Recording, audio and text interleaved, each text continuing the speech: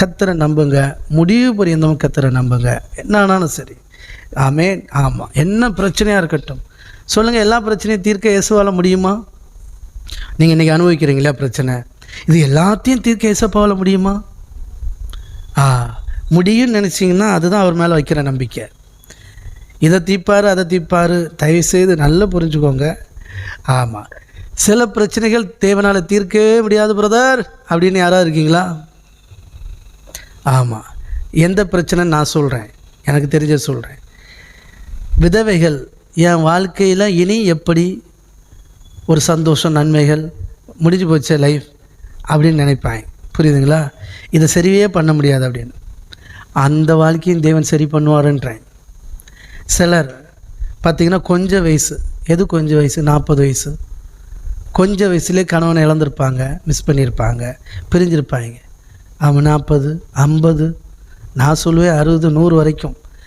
எத்தனை வருஷம் ஆனாலும் நீங்கள் விரும்பினால், மறுபடியும் சொல்கிறேன், நீங்கள் விரும்பினால் தேவன் உங்களுக்கு மீண்டும் ஒரு நல்ல துணையை கொடுப்பார். கையை தட்டி ஆமென், ஆமென். நீங்கள் விரும்பினால்.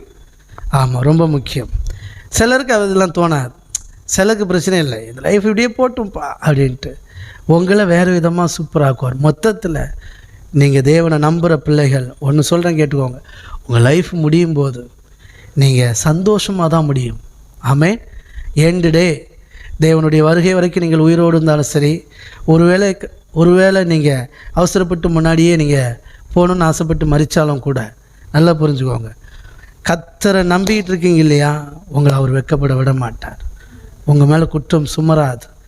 அவர் நிச்சயமாக உங்களை திருப்தியாக்கி சந்தோஷப்படுத்திடுவார். ஆமென். அப்படித்தான் முடியும் உங்கள் லைஃப். எத்தனை பேர் புரியுது? ஆனால் சினிமா படத்தையே, ஆமாம், கடைசியில் எந்த படம் சூப்பராக சந்தோஷமாக கல்யாணம் முடித்து குடும்பமாக சேர்ந்து போட்டு எடுத்து முடிக்கிறாங்களோ அந்த படம் தான் ஹிட் ஆகும். பார்த்துருக்கீங்களா? ஆமாம். சில படம் சோகத்தோடு முடியும். அந்த படம் அவ்வளோ பெருசாலாம் இது பண்ணாது.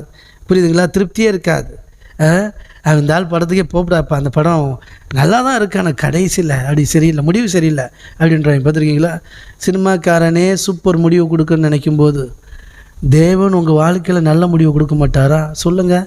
வசனம் சொல்லுது, எரேமியா 29:11 இருக்க அந்த வசனம் நான் வாசிக்கிறேன்.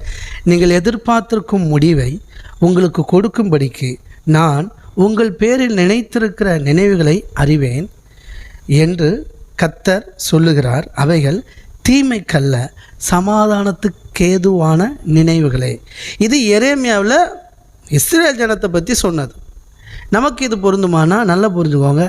தேவன் நல்லவரும் நன்மை செய்கிறவராகவே இருக்கிறார், அவருடைய கேரக்டர்.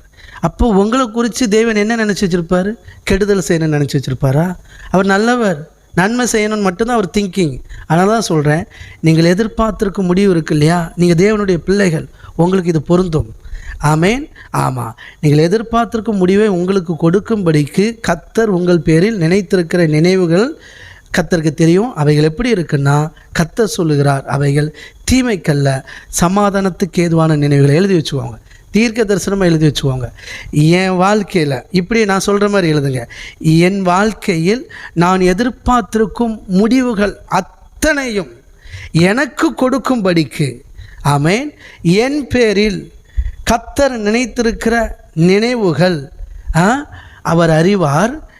கர்த்தர் சொல்லுகிறார், கர்த்தர் என்னோடு சொல்லியிருக்கிறார், அவைகள் தீமைக்கல்ல மக்களே, அவைகள் சமாதானத்துக்கு கேதுவான நினைவுகளே என்று கர்த்தர் என்னுடனே சொல்லி இருக்கிறார்.